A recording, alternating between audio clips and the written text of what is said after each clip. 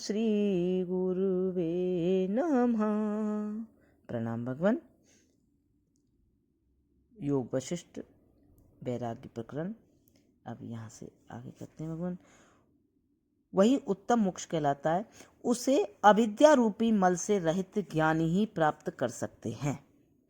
विप्रवर जैसे शीत के नष्ट होने पर हिमकण तुरंत गल जाते हैं, उसी प्रकार वासनाओं के क्षीण हो जाने पर यानी वासना पुंज रूप चित्त भी शीघ्र ही गल जाता है, उसका अभाव सा हो जाता है।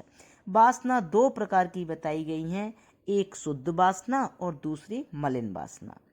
मलिन वासना जन्म की हेतुभूत है, उसके द्वारा जीव जन्म मृत्यु के चक्कर में पड़ता है, और शुद्ध वासना जन्म का नाश करने वाली अर्थात मोक्ष की साधिका है।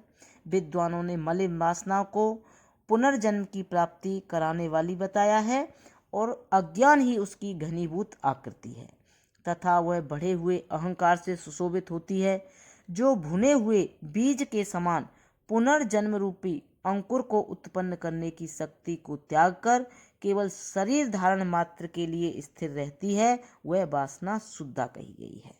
जो लोग शुद्ध वासना से युक्त हैं, वे फिर जन्म रूप अनर्थ के भाजन नहीं होते।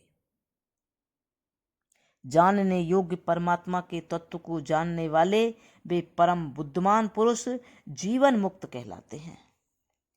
महामते भरद्वाज, अब तुम श्री रामचंद्र जी की जीवनचर्या से संबंध रखने वाली इस मंगल कारिणी कथा का क्रम से श्रवण करो। मैं उसका वर्णन करूंगा, उसी के द्वारा तुम सदा के लिए संपूर्ण तत्व का ज्ञान प्राप्त कर लोगे।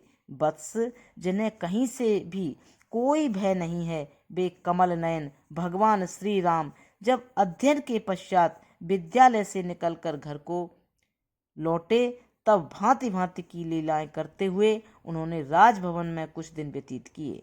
तदंतर कुछ समय बीतने पर जबकि राजा दशरथ भूमंडल के पालन में लगे थे और प्रजावर्ग के लोग रोग शोक से रहित हो बड़े सुख से दिन बिता रहे थे, एक दिन अनंत कल्याणमय गुणों से सुशोभित होने वाले श्री रामचंद्र जी के मन में तीर्थों तथा पुण्यमय आश्रमों के दर्शन की अत्यंत उत्कंठा जाग उठी। तब श्री राम ने पिता के पास जाकर उनके चरण कमलों में प्रणाम किया और इस प्रकार कहा। प्रणाम भगवान। अब यहाँ से आगे नेक्स्ट। ओम शांति शांति शांति। प्रणाम।